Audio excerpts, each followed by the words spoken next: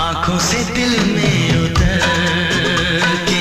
Hello friends, welcome to our channel evergreen Hindi cinema. दोस्तों, आज की हमारी वीडियो में हम आपको एक बाप और बेटे की दर्दनाक मौत के बारे में बताने जा रहे हैं। पिता 70 और 80 के दशक का हिंदी फिल्मों का मशहूर विलेन हुआ करता था, वहीं उनका बेटा 90 के दशक का बॉलीवुड का जाना पहचाना नाम था। दोनों की मौत के बारे में जानकर आप चौंक उठेंगे। पहले बात करेंगे गुजरे जमाने के मशहूर विलन यशराज के बारे में। सबसे पहले हम आपको बता दें कि यूसुफ खान से यशराज कैसे बने थे। अगर आपने इनकी फिल्में देखी होंगी तो आपको ये भी पहले लगा होगा कि ये भारत के नहीं हैं। जी हाँ, भारत के नहीं हैं। यूसुफ खान का जन्म 1 मई 1940 को मिस्र में हुआ था। बचपन से ही उन्हें फिल्मों का शौक था और उन्हें फिल्मों में काम करना था। हिंदी फिल्मों को देखकर वे बड़े हुए थे। हिंदी सिनेमा का प्रभाव यूसुफ पर इतना पड़ा कि वे पैसे इकट्ठे करके मिस्र से भारत आ गए। मुंबई की माया नगरी में पहुंचकर उन्हें काफी भटकना पड़ा। हिंदी आती नहीं थी और न ही किसी से जान पहचान थी। बस हीरो बनने का सपना लेकर भटकते रहे। प्रोड्यूसर्स और स्टूडियो के ऑफिस के चक्कर काटते रहे।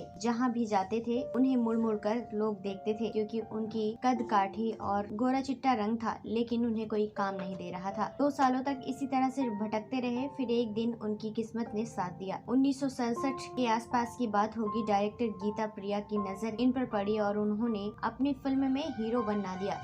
1967 में माए जंगल की हसीना यह फिल्म सुपर फ्लॉप हो गई और यूसुफ खान दोबारा से भटकने लगे। उसी वक्त उनकी जान पहचान कुछ लोगों से हो गई थी। उन लोगों ने कहा कि अगर तुम अपना नाम बदल लो तो शायद कुछ हो जाए। उन दिनों में बॉलीवुड में नाम बदलने का बहुत चलन चल रहा था। ये बात यूसुफ खान को समझ में आ गई। यूसुफ ने अपना नाम बदल कर रख लिया यशराज। उसके बाद उनकी किस्मत ने साथ दिया। इत्तेफाक कहें या फिर उनकी किस्मत ने नया मोड़ लिया। उनको फिल्मों में काम मिलने लगा। 1970 की बात है। मोहम्मद एक फिल्म बना रहे थे और उन्होंने अमिताभ और शत्रुघ्न को साइन कर लिया था, लेकिन उनको एक नए चेहरे की भी तलाश थी बॉक्सर के लिए और उन्हें मिले यशराज और उन्होंने उनको काम दे दिया। अपने फिल्म में मोहम्मद के साथ उनकी फाइटिंग का सीन्स काफी पसंद किया लोगों ने और वहीं से यशराज की पहचान बन गई। मोहम्मद को यह फिल्म इतनी पसंद आई कि उन्होंने अपनी अगली फिल्म में गरम मसाला में उनको काम दिया। इसके बाद उन्हें फिल्म मिलना शुरू हो गई। धर्मात्मा, नैना, दो फूल और दुनिया का मेला, इन सभी फिल्मों में काम किया। ये बात अलग थी कि वह हीरो बनने के लिए आए थे और उन्हें रोल नेगेटिव मिलते रहे। लेकिन 1977 में एक फिल्म आई जिसने उनकी पहचान ही बदल डाली थी, अमर अकबर एंथनी। उनमें परवीन बॉबी की बॉडीगार्ड का रोल दे दिया। यशराज की फिल्म सुपरहिट रही और यशराज की पहचान एकदम अलग बन गई। उन्हें लोग जविस्को के नाम से भी पुकारने लगे। इसके बाद यशराज ने एक से बढ़कर एक सुपरहिट फिल्मों में काम किया, जिसमें शामिल थी परवरिश, विश्वनाथ, डॉन, देश, बॉक्सर।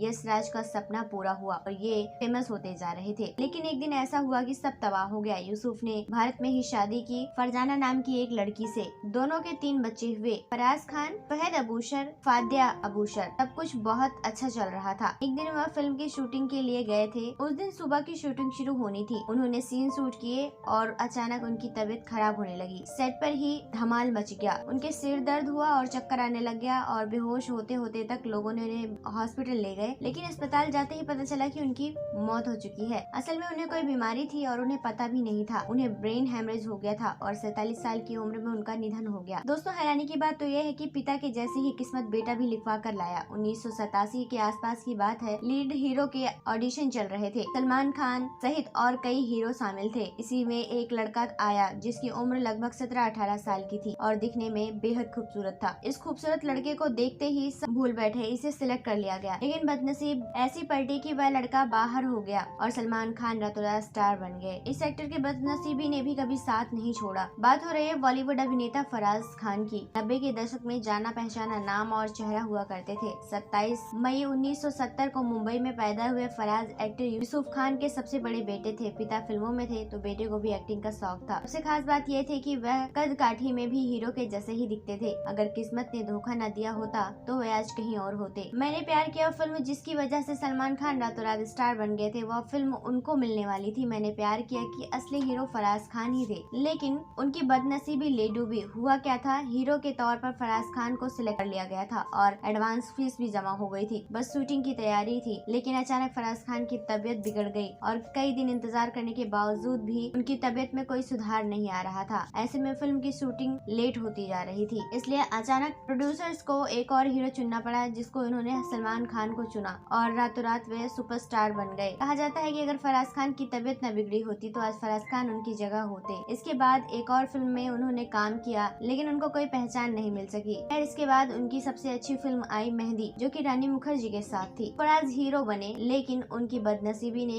यहाँ भी उनका साथ नहीं छोड़ा। फिल्म तो खूब चली, लेकिन इसके साथ काम करने वाले लोग फेमस हो गए, लेकिन उन्हें नेगेटिव रोल मिलना शुरू हो गया और उनकी कई फिल्में आई, जिसमें कि बाजार, दिल ने याद किया, लेकिन अफसोस उनकी फिल्म को किसी ने पसंद नहीं किया। इसके बाद फिल्म में धीरे धीरे काम मिलना बंद हो गया, लेकिन बाद में फराज ने टीवी की तरफ रुख कर लिया। इसके बाद वे कई टीवी शोज में भी नजर आए और धीरे धीरे वे टीवी की दुनिया से भी गायब होने लगे। उनकी तबीयत खराब रहने लगे और उनका असर उनकी निजी जिंदगी पर पड़ने लग गया और साल 2008 में वे टीवी में भी काम करना बंद कर दिए, क्योंकि उनको काम नहीं मिल रहा था। फिर कुछ सालों बाद अचानक चौंका देने वाली खबर आई कि अक्टूबर 2020 की बात है कि बेंगलुरु के अस्पताल में भर्ती और हैं, उनके सीने में इन्फेक्शन हो गया था और सीने का इन्फेक्शन फैलते हुए दिमाग तक चला गया। उनका इन्फेक्शन इतना फैल गया कि वे अपने भाई को पहचान नहीं पा रहे थे। उनके पास इलाज के लिए पैसे नहीं थे। उसी समय सलमान खान ने अस्पताल का बिल चुकाया। उन्होंने 25 लाख रुपए दिए थे। लगभग 1 महीने तक फराज खान अस्पताल में भर्ती रहे, लेकिन दिन प्रतिदिन उनकी हालत बिगड़ती जा रही थी। उनकी हालत में कोई सुधार नहीं आ रहा था। दवाइयों का असर होना बंद हो गया था। 4 नवंबर 2020 को